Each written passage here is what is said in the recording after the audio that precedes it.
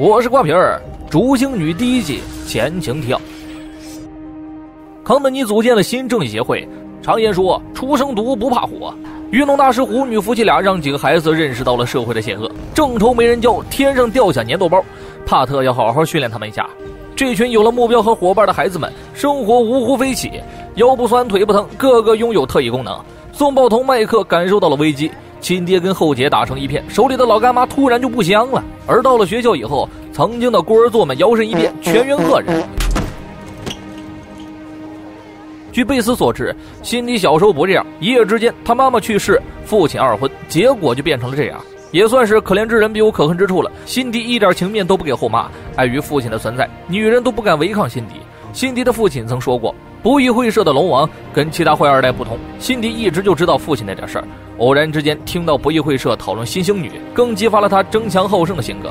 对于女儿，龙王从来都是衣来伸手饭来张口的状态，就是不想让他掺和进不义会社。可辛迪不满现状，手腕处植入的叶片堪比修仙，也是个杀人不眨眼的狼人，渴望在不义会社中有一席之地。这一身能力来源于龙王的改造，本意是想让女儿有自保能力，却没想到女儿一直想得到剃刀装甲跟龙宫法杖，而接近亨利也是龙王的计划。他们想要建国就必须唤醒脑波，如果脑波行不了的话，只能把希望寄托在亨利身上，所以才让女儿去接近亨利。可人家完全是个局外人，对父亲的身份和能力是一概不知的，还把继承的心灵感应当做了普通的头疼。辛迪也早就受够了这种恋爱养成计划，于是刚刚听说的星女成了他的新的目标。如果自己打败了星女，也就顺理成章地加入了不义会社了。几天后，蓝谷学院将迎来返校节舞会，寻找舞伴成了学生们的首要任务。冰柱乔丹的儿子也正发愁这件事呢。卡梅伦一直喜欢康德尼，但从来都是不好意思表白。儿子从小丧母，本就缺乏自信，乔丹便给他讲了一个自己的故事。第一次约卡梅伦妈妈的时候，有个竞争者参与，为了追求真爱，乔丹杀了情敌。当然这话轻描淡写，卡梅伦全当是老爸在开玩笑了。乔丹当年也不好意思表白，后来鼓起勇气说出的时候，才知道对方也喜欢自己。他不想让儿子经历这种尴尬的事情，说不准康德尼也在等着你的邀请呢。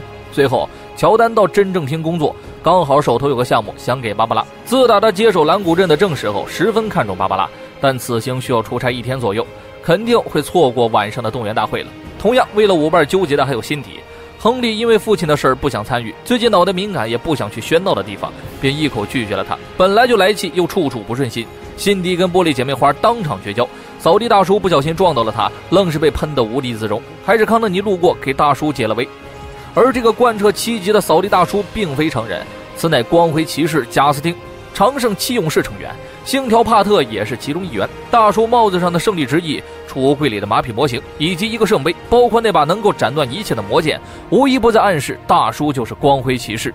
化学课上，康德尼跟辛迪成了一组，毕竟是龙王之女，精通各种化学物质，没啥文化的康德尼只能不停说着卧槽，也对这个刁蛮的女孩有了新的看法。康德尼也没有收到任何舞会邀请，两人便一拍即合，相约去逛街。这堂课下来，硬是成了朋友。而亨利的大脑越来越敏感，机智的男孩凭借这个能力考试作弊，毕竟学霸都喜欢心中默读考题，也给了他足够的便利。终于熬到了放学，康德尼拉着成员们赶到了帕特气球店。第一场训练，帕特打算先来点理论知识，知己知彼才能东山再起，团队合作才能杀人越货。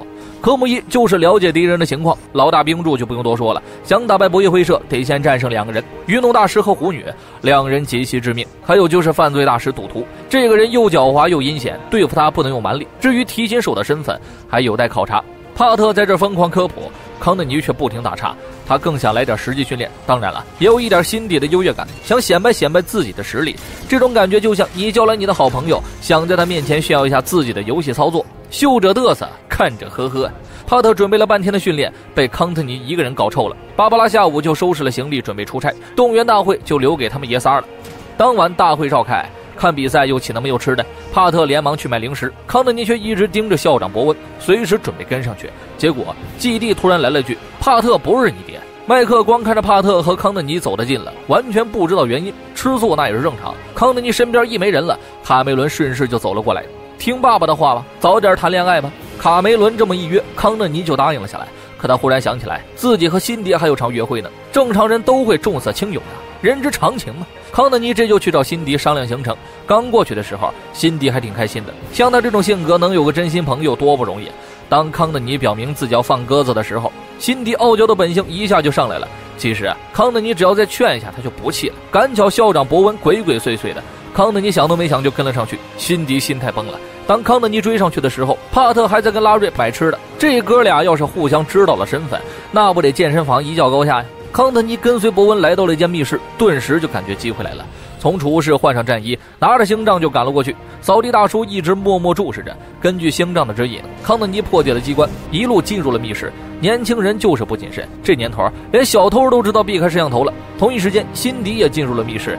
康德尼这一哥，他算是彻底对学校生活无语了。又赶上龙王不在，辛迪气的是抓耳挠腮呀。刚好看到了监控里的星女，随手就穿上了战甲，拿起了龙弓。如果杀了星女，肯定能加入博弈会社。另一边的康德尼绕了一个圈，绕出了密道，也遭到了剃刀辛迪的攻击，猝不及防之下被干翻在地。看见辛迪的脸后，康德尼也不敢问，也不敢说呀，生怕对方认出自己。有道是君子动不了口就动手啊，越是渴望被博弈会社认可，辛迪下的手就越重。毕竟是受过龙王改造的，战斗力早就超乎常人。康德尼不过是一个手握星杖的普通女孩，根本打不过这种变种人。更何况辛迪有着超强的再生能力，星杖的攻击几秒内就能愈合，再加上龙弓喷出的火焰，鲁莽行事的康特尼被打得惨不忍睹，双手叶片刀刃重击，躺在地上没有还手之力。却在关键时刻，光辉骑士赶到，一剑就战胜了辛迪。康特尼又哪想得了这么多？迷迷糊糊看见一个人影在说话，随即两眼一闭，驾鹤西去。康特尼昏迷后，星杖立刻飞到帕特面前，引领着他找到了不省人事的康特尼。至于辛迪，他早就溜了。等帕特赶到后，角落里扫地大叔才默默退去。这一集出现了光辉骑士和龙王这对宿敌，光辉骑士应该就是贾斯汀无疑了。根据预告来看，剃刀的剧情分成了上下两个部分，以下纯属个人猜测。康特尼战败后被连夜送到了医院，在他昏迷期间，帕特去寻找伤他的凶手，毕竟看见辛迪的只有康特尼，结果他还昏了。求助贝斯的 AI 查克是最好的办法，于是两人顺藤摸瓜找到辛迪后妈。辛迪应该是得知了康特尼的身份，因为对父亲不满没有说出口，便打算以此换取博弈会社的一席之位。从这感人的画质大概能看出，康特尼带病上阵，从头到尾辛迪穿的都是同一件绿 T， 应该是同一个场景。马路上的这个爆炸意味着有第三个人加入了战斗，康特尼和辛迪全部被震飞，而这一切应该也瞒不住芭芭拉了。毕竟乔丹是单身，还对他很看好，只是希望别这么狗血。当然了，更狗血的剧情就是乔丹爱上了芭芭拉，而辛迪因为爆炸失去了记忆，所以康特尼的身份就没有曝光。这也太韩剧了吧！另外，各位可以赌一下，是谁来了个第三者插足呢？